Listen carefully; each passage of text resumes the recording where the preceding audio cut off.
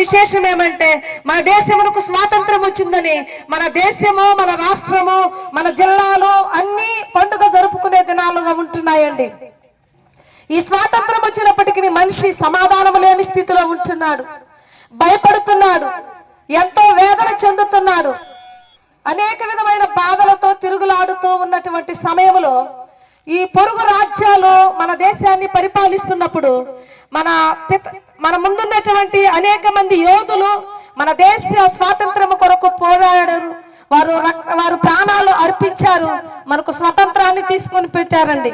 అదే విధముగా మన ప్రియుడైనటువంటి యేసయ్య 2026వ సంవత్సరముల క్రితము మన ప్రతి మనిషిలో ఒక ఆత్మను ఉంచాడండి.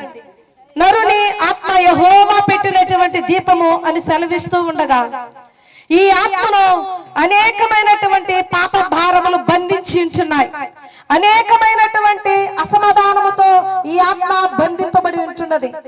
అనేకమైనటువంటి వ్యసనములతో, పాపములతో ఈ ఆత్మ బంధింపబడి స్వాతంత్రము లేనటువంటి స్థితిలో ఉంటూ ఉండగా నజరేయుడైనటువంటి యేసు ఏ దేవుడైతే మనిషిని తన రూపములో చేశాడో ఆ మనిషిని పాపము నుండి, పాప భారము నుంచి, ఈ పాప భారము నుంచి విడుదల చేసి యేసులో, యేసు రక్తములో మనందరికీ స్వతంత్రాన్ని ఇవ్వాలని ఈ లోకమునకు మనిషిగా జన్మించాడండి.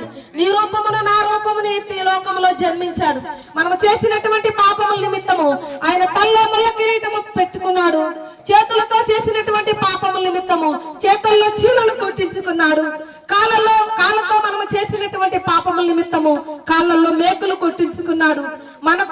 మనము వ్యతిరేకమైనటువంటి ఆలోచనలు ఏ హృదయముతోనైతే ఆలోచిస్తామో ఆ హృదయములో బల్లెపోటు పొడిపించుకున్నాడండి. ఆయన నిలువెల్ల గాయములు పొందాడు. ఎందుకో తెలుసా? అది నీ కోసమే, నా కోసమే. సమస్త మానవాళిని ఈ పాపపు బంధకం నుంచి విడుదల దయచేసి యేసుక్రీస్తులో స్వాతంత్రం ఇవ్వాలని, యేసుక్రీస్తులో సమాధానం ఇవ్వాలని, యేసుక్రీస్తులో సంతోషం ఉన్నదని, యేసుక్రీస్తులో నెమ్మది, శాంతి ఉన్నదని మాకు దయచేశారండి. ఒకప్పుడు పాపము చేత బంధింపబడి సమాధానం లేక తిరుగుతున్నటువంటి స్థితిలో మమ్మల్ని అందరినీ యేసు రక్తము చేత ఎలా దేవుడు స్వాతంత్రం ఇస్తారనుకుంటున్నారేమో.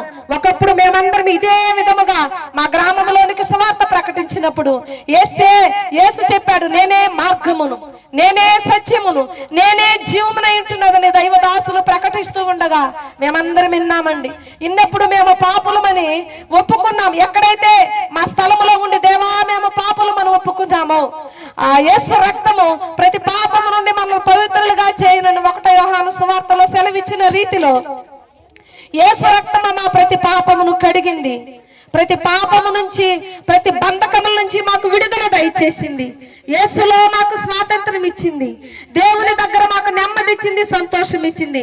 ఇదే సువర్తమానాన్ని ప్రకటించడానికి యేసు మంచి దేవుడు, యేసు రక్షకుడు, యేసే నిజమైన దేవుడు, యేసే పరలోకానికి మార్గము, సత్యము, జీవమునై ఉంచునగా మనము చనిపోయిన తరువాత 2 స్థలాలు ఉన్నాయండి.